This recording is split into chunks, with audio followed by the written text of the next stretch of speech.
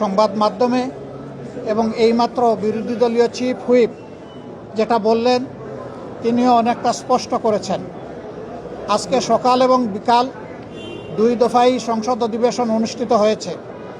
দুই দফায় এমন কিছু বিল সংসদের সামনে এসেছিল, কিছু বিলে আমাদের কোনো আপত্তি ছিল না। আমরা মনে করি যে এইগুলা জনস্বার্থে প্রয়োজন। সেই বিলগুলোতে আমরা সম্মত হয়েছি এবং সর্বসম্মতিক্রমে সেইটা পাশ হয়েছে। আবার কিছু বিল সংসদে উত্থাপন করা হয়েছিল, যে এই বিলগুলোর মাধ্যমে সুস্পষ্টভাবে জনগণের অধিকার হরণ, সুপ্রিম কোর্টের এখতিয়ার কেড়ে নেওয়া এবং নির্বাচনী ব্যবস্থাকে ধ্বংস করার পায়তারা ছিল।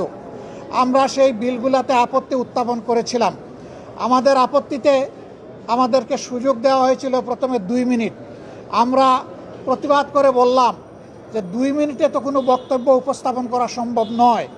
তখন স্পিকার মহোদয় প্রথম বক্তাকে 3 দফায় বাড়িয়ে 6 মিনিট দিলেন, যেটা ছিল আসলেই আমাদের উপর একটা কি বলবো, অবিচার কথাটা বলা ঠিক হয় না, তবে সুবিচার হয়নি।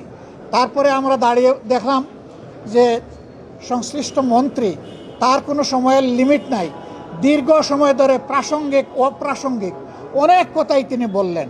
আমরা তখন বললাম যে আমরা মাননীয় স্পিকারের কাছে আমরা সুবিচার আশা করি। একজনকে আনলিমিটেড টাইম পারমিট করা হচ্ছে আর আরেকজনকে 2 মিনিট দেওয়া হচ্ছে। মাননীয় স্পিকার, আমরা প্রস্তাব দিচ্ছি উভয়কেই পর্যাপ্ত সময় দেওয়া হোক। হ্যাঁ, সময় বাড়ানো হয়েছে, কিন্তু বিরোধী দলের জন্য সময় বেঁধে দেওয়া হয়েছে। 10 মিনিটের বেশি কথা বলতে পারবেন না। মন্ত্রীরা যখন দাঁড়িয়েছেন তাদের জন্য সময়ের কোনো লিমিট ছিল না, তারা আনলিমিটেড কথা বলেছেন।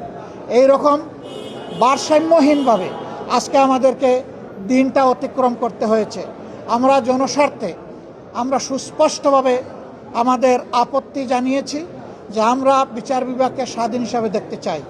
আর সেই বিচার বিভাগের স্বাধীনতার জন্য বিচারক নিয়োগ এবং স্বাধীন সচিবালয় বিচার বিভাগের কায়েম অতি জরুরি, যা ইতিমধ্যে একটি রায়ের মাধ্যমেও গতকাল এটা জনগণের সামনে এসেছে। আমরা বলেছি সংবিধান এবং সর্বশেষ রায় এই দুইটাই বলে দিচ্ছে যে এই দুই জায়গায় হাত দেওয়া সঙ্গত নয়, এটি অন্যায়, এটি বিচার বিভাগের উপরে নির্লজ্জ হস্তক্ষেপের সামিল। সুতরাং এখানেও আমরা ডিফার করেছি। এরপরে বিচারক নিয়োগের ক্ষেত্রে কথা এসেছে, তারাই যুক্তি দিতে গিয়ে প্রমাণ করেছেন যে অতীতে দলীয় বিবেচনায় যে সমস্ত বিচারপতিদেরকে নিয়োগ করা হয়েছিল তাদের হাতেই বিচারপতি খায়রুল হকের জন্ম হয়েছে, বিচারপতি মানিকের জন্ম হয়েছে এবং শপথবদ্ধ রাজনীতিবিদ জনাব এনায়েত রহিমের জন্ম হয়েছে। তারা এটা স্বীকার করেছেন।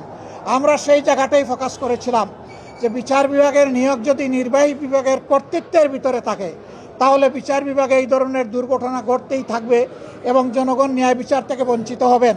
কাজেই আমরা চাই না যে এখানে নির্বাহী বিভাগের কোনো কর্তৃত্ব থাকুক। ইন্টারিম গভর্নমেন্ট যে অধ্যাদেশ জারি করেছিল সেখানে কার্যত নির্বাহী বিভাগের কোনো প্রভাব ছিল না। তারা আগেরটাই ফিরে গিয়ে তারা প্রমাণ করলেন হাসিনা খারাপ কিন্তু হাসিনার নীতি ভালো। আমরা সেম বলতে বাধ্য হয়েছি। এটা কখনো হতে পারে না। যে পদ্ধতি ফ্যাসিবাদের জন্ম দিয়েছিল সেই পদ্ধতি আবার বাংলাদেশের বিচার ব্যবস্থায় ফিরে আসুক, এটা আমরা কামনা করি না, এটা আমরা চাই না। এখানেও আমরা আমাদের তীব্র প্রতিবাদ রেকর্ড করেছি। এরপরে আপনারা দেখেছেন স্থানীয় সরকার বিল। স্থানীয় সরকারের 4টা বিল ছিল, জেলা পরিষদ, উপজেলা পরিষদ, সিটি কর্পোরেশন এবং পৌরসভা। এই সব জায়গায় বেপরোয়াভাবে অনেক জায়গায় ইতিমধ্যে দলীয় প্রশাসক নিয়োগ করে এই জায়গাগুলোকে কলুষিত করা হয়েছে। অথচ বিএনপি তাদের 31 দফা সংস্কার প্রস্তাব এবং তাদের নির্বাচনী ইশতেহার 2 জায়গায় পরিষ্কার বলেছে স্থানীয় সরকার লেভেলে যদি কোনো নির্বাচিত জনপ্রতিনিধি মারা যান অথবা কোর্টের দ্বারা সুস্পষ্ট দণ্ডিত হন সেই ক্ষেত্রেই কেবল প্রশাসক বসানো হবে, অন্যথায় নয়। এখন কোন কারণে তারা বসালেন তার কোনো জবাব তারা আমাদেরকে দিতে পারেননি।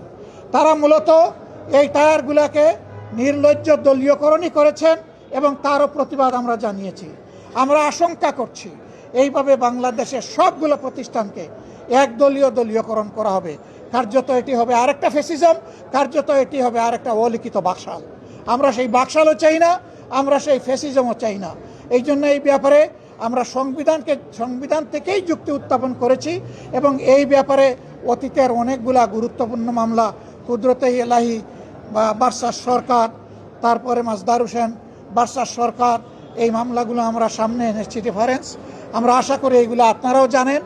আমরা জনগণের পক্ষে, এই জন্যে জনবিরোধী যে আইনগুলো আজকে সংসদে শুধুমাত্র টুটার মেজরিটির বলে পাশ করা হয়েছে, তারই প্রতিবাদ জানিয়ে, নিন্দা জানিয়ে আমরা সংসদ থেকে ওয়াক আউট করেছি। কিন্তু আমরা সংসদ বর্জন করি নাই। আমরা যাব, জনগণের হয়ে কথা বলবো, জনগণের স্বার্থের পক্ষে অবস্থান অক্ষুণ্ণ রাখবো। জনগণের স্বার্থের বিপক্ষে কিছু হলে আমাদের কণ্ঠ আবারও গর্জন করে উঠবে জনগণের অধিকারের পক্ষে ইনশাআল্লাহ তাআলা আজিম। সাংবাদিক বন্ধুগণ, আপনারা পাশে থাকবেন।